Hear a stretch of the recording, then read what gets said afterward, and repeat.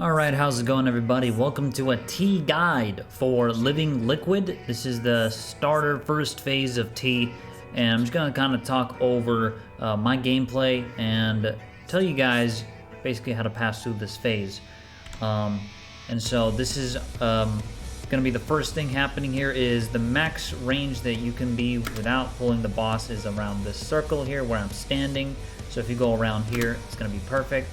So the first thing the boss will do is cast Cascade, which is a raid wide, and you just simply mitigate. Right here, if you're playing Ninja, quick tip you can do is use your TCJ and have a Catan in your TCJ. So right here you see I pop feint and then I TCJ because the hand is going to spawn, and there's going to be 3 circles around the arena just like so in a triangular shape. And so when this is in a triangular shape, it will always be this way, and they will spawn different places every time. Every pool is going to be a different place. So we don't use true north on the map here. We don't use northwest, southeast on the map. We instead use the open space as north. So in this case, on the right of my screen would be considered north, and the tippy point of the triangle, which is D marker in this example, would be south. So with that, moving forward, the Living Liquid will be pulled by the main tank towards southwest. Right here, in this case, my teammate Roz, they're going to move right here. I'm going to bait the Protean outside the map. These water tornadoes that spawn, whoever's closest to it will get a Protean bait, and you want that to be pointed outside the map or just away from teammates in general. And there's 3 of them. The ones responsible for this, the main tank will bait the one that's on southwest, which is basically the pinpoint triangle one, and the ranged are going to bait the side ones. So you can see here, I put a Catan and then I start damaging the hand. So you DPS the hand because the hand does 3 different things, which I will explain now. The hand is pulled away from the boss towards northeast side. Since the hand is away from Living Liquid, you're baiting a certain attack. You're letting it do a certain attack because of that.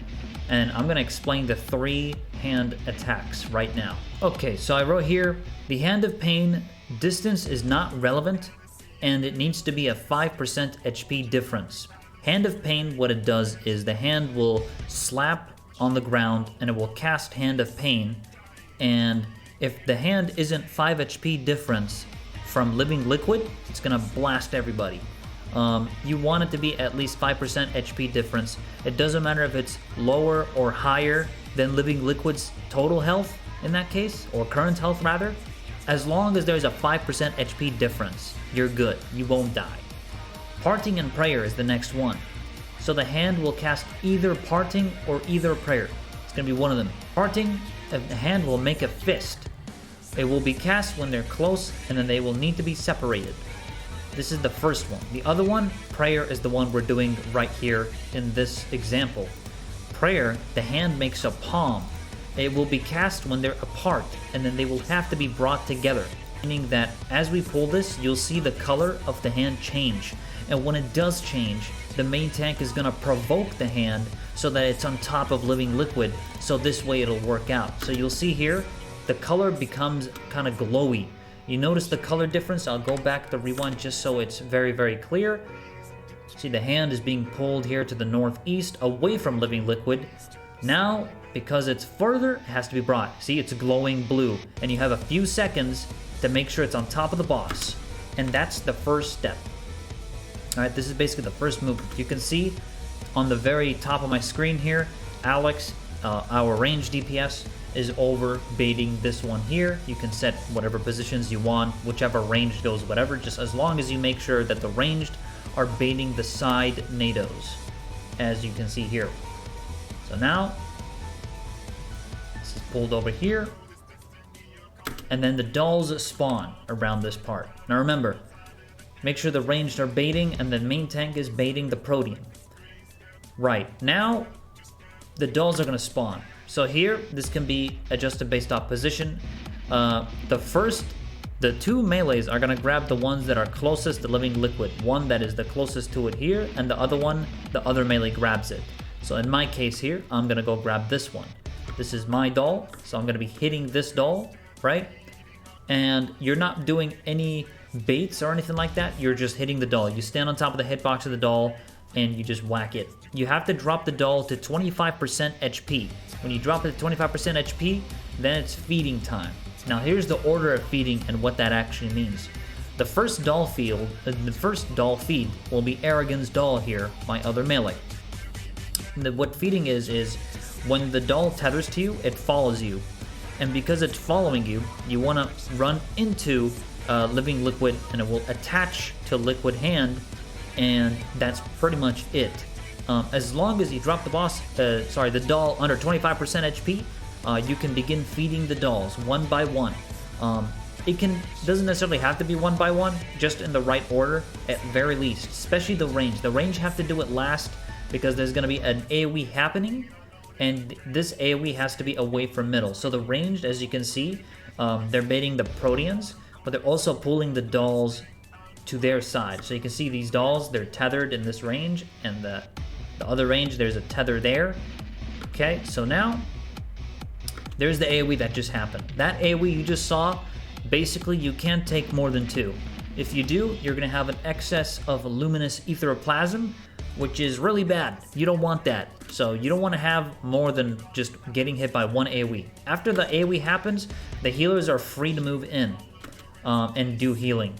Because it happens a second time, but as long as you feed the 2 dolls here, it's going to happen again on the ranged dolls. So you'll have time. See, now first we feed this doll, and then I feed my doll.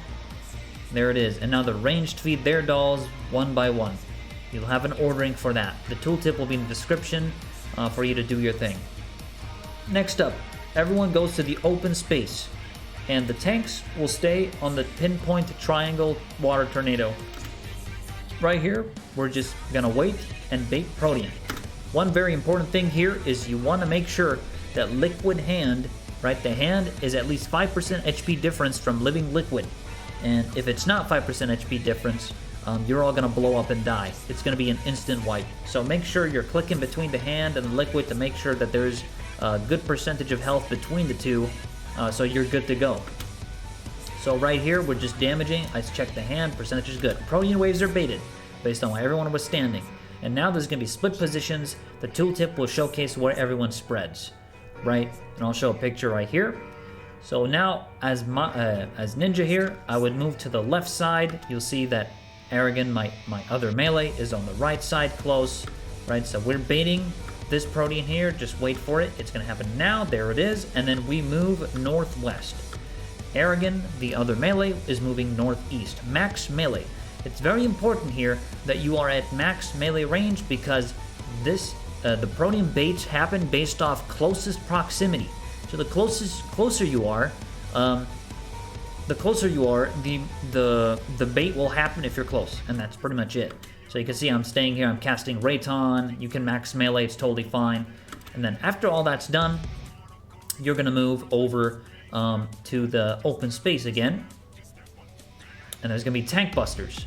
This is just like P3S, people can grab the tethers off them. So the tanks will deal with this, they grab them, right? They do their thing, and they stay in such a way that the people down here are able to hit the bosses without a problem. Hand of Pain is cast again here, so make sure that the hand is 5% HP difference. It's really important. As long as it's 5% HP difference here, you're good to go. And then it's going to happen again. Now what's going to happen here is on this part of the fight, the melees are going to go towards the pinpoint triangle of the water NATO. So here, so you can see, we have 2 melees here. We have physical range DPS here. Just make sure you have at least 1 healer here and 1 healer on the other side. And also you're going to be there's going to be cleanses happening on this part of the fight. So here, just remember that cleanses happen just at this time here. I'll show you.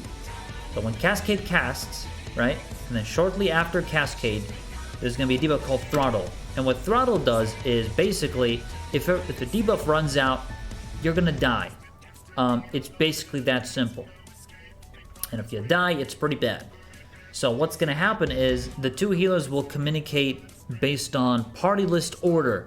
So one of the healers is going to start cleansing from top of the party list to the bottom, and the other healer is going to cleanse with Asuna from the bottom going up. So this is between the healers to discuss. So you can see here, taken up to the position that I need to be, and then I basically move to the right. I bait the AoE, and then I, as melee, move over to this tornado, and I bait this tornado right here. And then we get that out of the way. Boom, just like that. Again, I'll be showing the tooltip that shows all the movement for all the jobs. For this one, this is a melee POV, so I'm showcasing the melee POV. But you can see in the picture where everyone needs to be going. But this is the example right here for Ninja, in my case. You pretty much go here, and then you bait it. The other melee goes on this tornado here and baits that one. And then I basically Shikuchi back to the boss. Here, the hand is away from Living Liquid, as you just saw. And then it's going to be brought back in. We do this because, like we said in the beginning, here is where Living Liquid, where the hand rather, will have to be split so that it would need to be brought back together. Whereas if the hand was stacked on top of Living Liquid, this would be bad because then you'd have to remove the hand away, and it just doesn't make sense to do that. So move Living Liquid to the edge. When the hand glows blue, move it back to the middle, and then just start DPSing Living Liquid, and you pretty much pass this phase here, and that's pretty much it. You pass this phase by just damaging Living Liquid at the end. Ignore the hand. There is a hand of pain that happens here, by the way, if you didn't do enough damage to Living Liquid. If you did, congratulations, you passed the first phase. Next up, we will be talking about Limit Cut, which happens afterwards, and I'll be making another video for that. Alright, if you have any questions, let me know in the comments. Hopefully this helped out. This is the LPDU Strats. Full tooltip is in the description below. This hopefully emphasizes more of the LPDU Strats and how it's done. LPDU stands for Light Party Does Ultimate, by the way, so this is EU Strats, EU Light DC Strats. Can also be used in a static setting, whether you're NA or whatever, and I'm not really sure how other DCs do this, but this is the way we do it in Light DC. Alright, thank you so much for watching. Hopefully this helped out.